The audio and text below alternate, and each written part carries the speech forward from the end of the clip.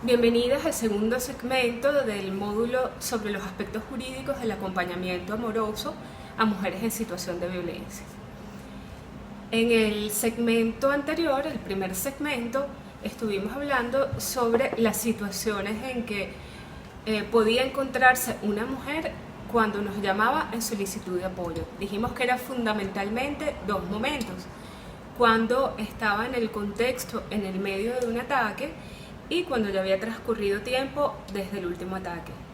Dijimos que cuando estaba ocurriendo el ataque se le llamaba flagrancia, y debemos hacer énfasis en que la flagrancia también se extiende a las 24 horas siguientes del momento del ataque, y durante esas 24 horas tanto la mujer como cualquiera de las personas que haya tenido noticias del hecho de violencia pueden ir a denunciar y debe ser considerado como una flagrancia. También hablamos sobre quiénes estaban legitimados para denunciar, dónde debíamos denunciar, cuáles eran los órganos receptores de denuncia, cuáles eran sus obligaciones. Hablamos sobre cómo prepararnos para una denuncia, qué debía contener, y también cómo era el proceso de denunciar. Uno de los aspectos más importantes fue sobre las medidas de protección. Al respecto quiero hacerles una observación. Las medidas de protección fueron objeto de una política judicial por parte de una decisión del Tribunal Supremo de Justicia. Con ponencia de la magistrada Carmen Zuleta de Merchán, el 26 de abril del 2018 salió una sentencia que respondía a una acción de amparo en la que se decía que estas medidas de protección se podían imponer en un máximo de 2.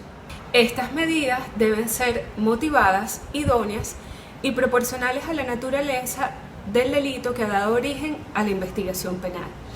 Y de la misma forma deben ser remitidas inmediatamente al juzgado de control competente. En este segmento vamos a hablar sobre las 21 formas de violencia que están establecidas en nuestra ley, los delitos de violencia contra la mujer, los derechos de la víctima en el proceso judicial, los derechos del agresor. Vamos a hablar también sobre los derechos que nos permiten hacer el acompañamiento, sobre la querella, la acusación particular propia y las obligaciones de los órganos del Estado que tienen competencia durante este proceso judicial.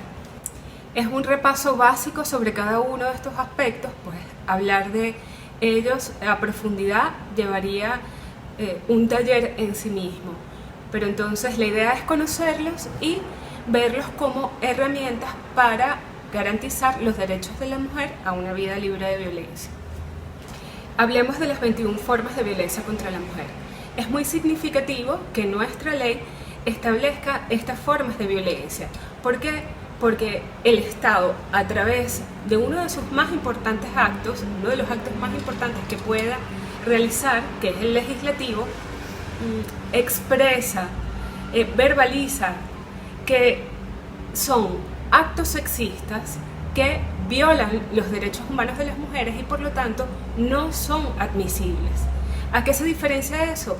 Bueno, a la histórica tradición de considerar que este tipo de acciones u omisiones son propios de las relaciones domésticas, propias del matrimonio, de la vida conyugal o de la vida vecinal o comunitaria, o se trata simplemente de un conflicto entre particulares.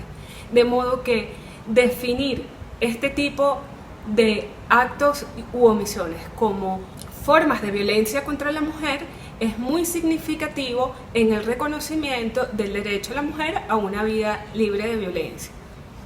No podemos referirnos a los 21 tipos de violencia contra la mujer, pero hablemos de aquellas formas de violencia que tienden a ser invisibilizadas, no comprendidas e incluso negadas por órganos receptores de denuncia y por la sociedad misma. Entre esas formas de violencia que necesitan nuestra particular atención porque son el comienzo del círculo de la violencia, o por lo menos son empiezan a ser expresiones tangibles de que estamos en el círculo de la violencia, se encuentra, por ejemplo, la violencia psicológica. La violencia psicológica, veamos en la ley, es definida como toda conducta activa u omisiva, ejercida en deshonra, descrédito, menosprecio al valor de la dignidad personal, son tratos humillantes y vejatorios, la vigilancia constante, el aislamiento, la marginación, la negligencia, el abandono, la celotipia, las comparaciones destructivas, las amenazas, los actos. Todos estos actos conllevan ¿a qué? A que las mujeres se les merme su autoestima, y esto perturba también su desarrollo personal, la puede llevar incluso a la depresión y hasta el suicidio. Otras formas de violencia poco reconocidas es el acoso u hostigamiento. Dice que es toda conducta abusiva, y especialmente los comportamientos, palabras, actos o gestos, escritos o mensajes electrónicos dirigidos a perseguir, intimidar, chantajear, apremiar, importunar, vigilar a una mujer, que pueda atentar contra su estabilidad personal y emocional, pero muy importante, contra su prestigio, de modo que puede poner en peligro su empleo, su promoción o su reconocimiento en su lugar de trabajo o fuera de él. Veamos otras formas de violencia. Está la amenaza, la violencia física, pero pongamos especial atención a la violencia sexual, que aunque es generalmente reconocida, existen aspectos de la violencia sexual que siguen siendo naturalizados. De acuerdo con nuestra ley, se define así: toda conducta que amenaza o vulnera el derecho de la mujer a decidir voluntaria y libremente su sexualidad. Son las acciones que atentan contra la autonomía sexual de las mujeres, comprendiendo esta no solo como el acto sexual, sino como toda forma de contacto o acceso sexual genital o no genital, tales como actos lascivos violentos, acceso carnal violento o la violación propiamente dicha.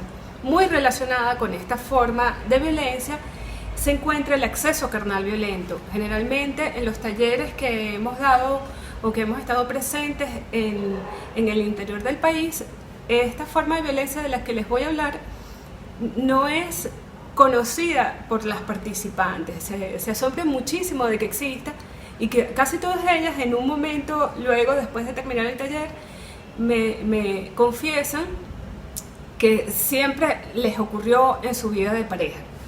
Y me estoy refiriendo al acceso carnal violento, que es una forma de violencia sexual en la cual el hombre, mediante violencias o amenazas, constriñe a la cónyuge, concubina, persona con la que hace vida marital o mantenga unión estable de hecho o no, a un acto carnal por vía vaginal, anal, oral, o introduzca objetos, sea cual fuera su clase, por algunas de estas vías. Hay otras formas de violencia también muy naturalizadas, como el acoso sexual, que es la solicitud de cualquier acto o comportamiento de contenido sexual para sí o para un tercero, o el procurar cualquier tipo de acercamiento sexual no deseado que realice el hombre prevaliéndose de una situación de superioridad laboral o docente o análoga, o con ocasión de relaciones derivadas del ejercicio profesional y con la amenaza expresa o tácita, o sea, no tiene que ser explícita, de causarle a la mujer un daño relacionado con sus legítimas expectativas que pueda tener relacionadas con el ámbito en que se desenvuelva. También tenemos la violencia laboral, que implica la discriminación hacia la mujer en centros de trabajo públicos o privados, cuando se obstaculiza su acceso o su ascenso o su permanencia, su estabilidad, tales como exigir requisitos sobre su estado civil, su edad, su apariencia física, o exámenes de laboratorios clínicos que supediten su ingreso o su contratación o ascenso en el lugar de trabajo. Todo esto constituye formas de discriminación por motivos de género en el ámbito laboral, porque quebrantan, y también el quebrantamiento del derecho de igual trabajo, igual salario.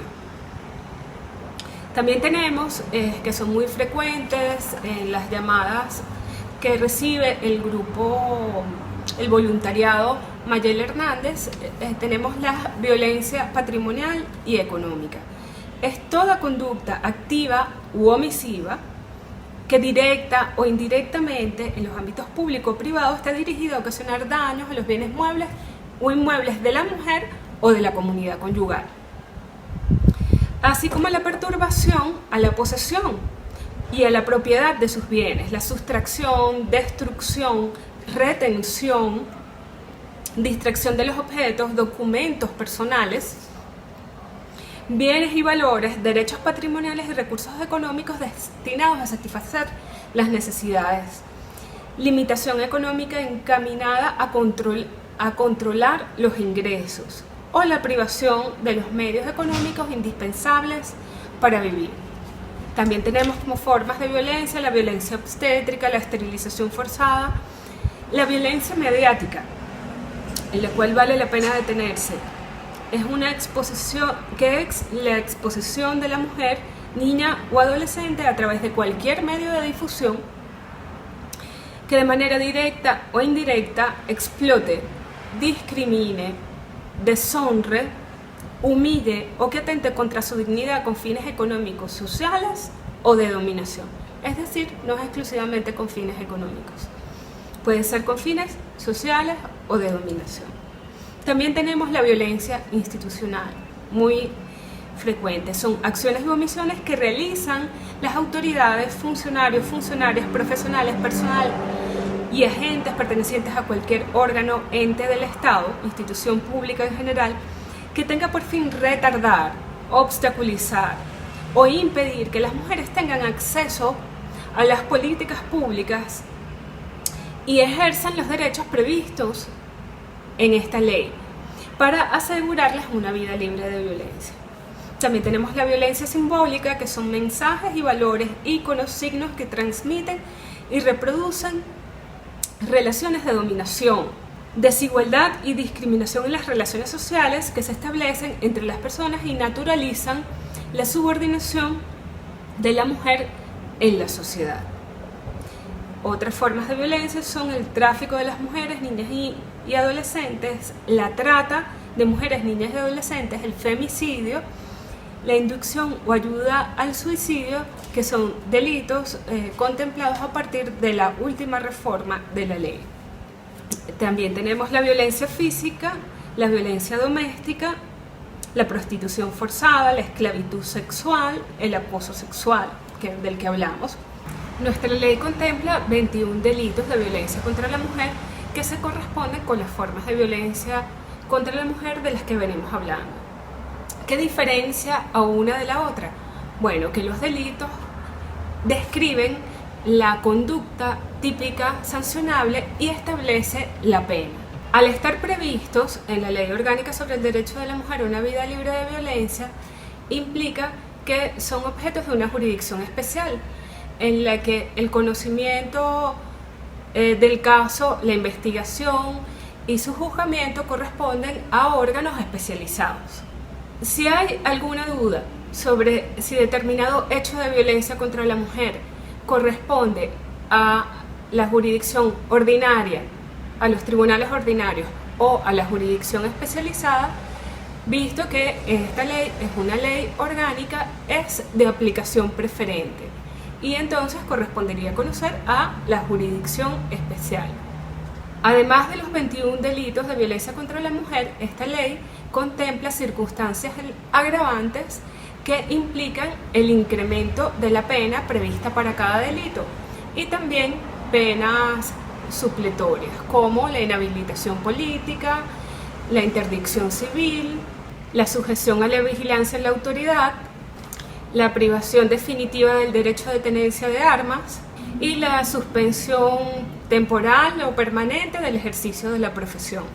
Al ser 21 delitos es imposible para nosotros profundizar en cada uno de ellos, pero es importante responder algunas preguntas frecuentes, por ejemplo, sobre el delito de femicidio, que fue recientemente incorporado en nuestra legislación como delito. El delito de femicidio es el delito por el cual el hombre da muerte a la mujer por razones de odio o desprecio a su condición de mujer. ¿Cómo sabemos cuando existe esa intencionalidad? Lo dice explícitamente la ley. Existen unas circunstancias específicas que se enumeran. Estas circunstancias son las siguientes.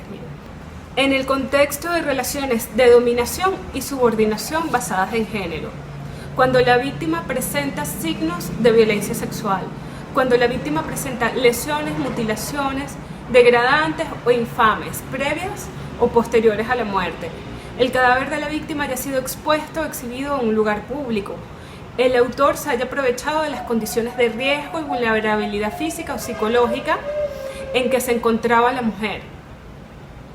Se demuestra que hubo algún antecedente de violencia contra la mujer en cualquiera de las formas establecidas en esta ley, denunciada o no por la víctima.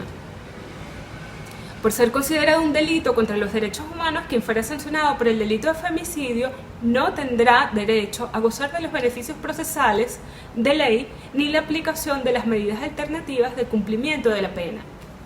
Además, se contempla el delito de femicidio agravado, que contempla unas circunstancias adicionales que implican mayor gravedad y, por lo tanto, el incremento de la pena. Estas circunstancias son las siguientes. Una, cuando media o haya mediado entre el agresor y la víctima una relación conyugal, unión estable de hecho o una relación de afectividad con o sin convivencia. 2, cuando media o haya mediado entre el agresor y la víctima una relación laboral, académica, profesional, que implica confianza, subordinación o superioridad. 3, cuando el acto se haya cometido en menosprecio del cuerpo de la víctima o para la satisfacción de los instintos sexuales. Y 4, cuando el acto se haya cometido en la trata de mujeres, niñas y adolescentes en redes de delincuencia organizada.